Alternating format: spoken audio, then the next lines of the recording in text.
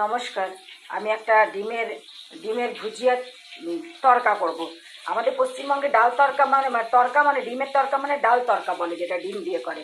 তো আমি ডিমটাকে দেখুন ভুজিয়া বানিয়ে রেখে দিয়েছি, একেবারে একেবারে গুঁড়ো গুঁড়ো করে ভুজিয়া বানিয়ে রেখেছি। আর এখানে দুটো আলু সেদ্ধ করে রেখেছি আমি। হ্যাঁ, এখানে তেলে দিলাম আমি, পেঁয়াজ দিলাম। এবার আমি এটার মধ্যে একটুখানি জিরে পাউডার, একটু লঙ্কা পাউডার, নুন, হলুদ আর একটু আদা পাউডার দেবো। আপনারা রসুন খেলে রসুন দিতে পারেন। আর টমেটো দিয়ে এটাকে ভালো করে কষিয়ে তারপরে আলুটা দিয়ে তারপর ডিমটা দিয়ে অল্প একটুখানি জল দেবো। সব মশলা মিশিয়ে দিয়েছি, জিরে পাউডার, লঙ্কা পাউডার, নুন, হলুদ, আদা আর টমেটো। এবার এটাকে আমি চাপ ঢাকা দিয়ে টমেটোটাকে গলাবো, গলিয়ে ভালো করে মশলার তেল বেরোলে তারপরে আমি এটার মধ্যে আলুটা মেশাবো। আপনারা যদি রসুন খান তো রসুন মেশাতে পারেন। আমার টমেটো গলে গেছে, মশলাও প্রায় তেল ছেড়ে ছেড়ে আসছে, তেল আঁচটা এখনও কমই আছে। আচ্ছা, এটার মধ্যে আমি আর একটু হাফ চামচ গরম মশলা মেশালাম আর একটু কাশ্মীরি মির্চ মেশালাম। এবার আলুটাকে ছেড়ে দেবো।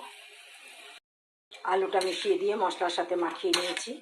এবার একটুখানি কষিয়ে তারপরে আমি এটা একটুখানি অল্প একটু জল দেবো আর ডিমটাও ছেড়ে দেবো। তারপরে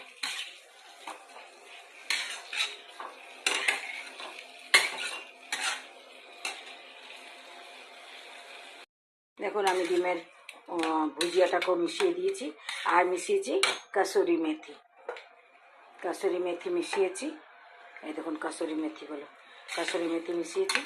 এবার যখন সার্ভ করবো ওপর থেকে একটুখানি ক্রিম ঢেলে দেবো। এটা আপনারা রুটির সাথে খেতে পারেন।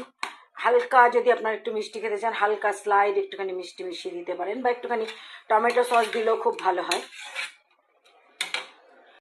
এটা হয়ে গেছে, আমি এবার নামিয়ে নেব। নামাবার পরে আমি ক্রিমটা মিশাবো, উপর থেকে ক্রিমটা দিয়ে দেবো।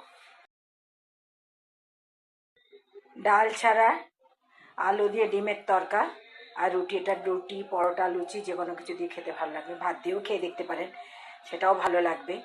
যদি আপনাদের আমার রেসিপি ভালো লাগে, এই রেসিপিটা যদি ভালো লেগে থাকে, তাহলে আপনারা অবশ্যই বানিয়ে খাবেন এবং বানিয়ে আমাকে কমেন্টস করবেন যে কেমন লাগছে।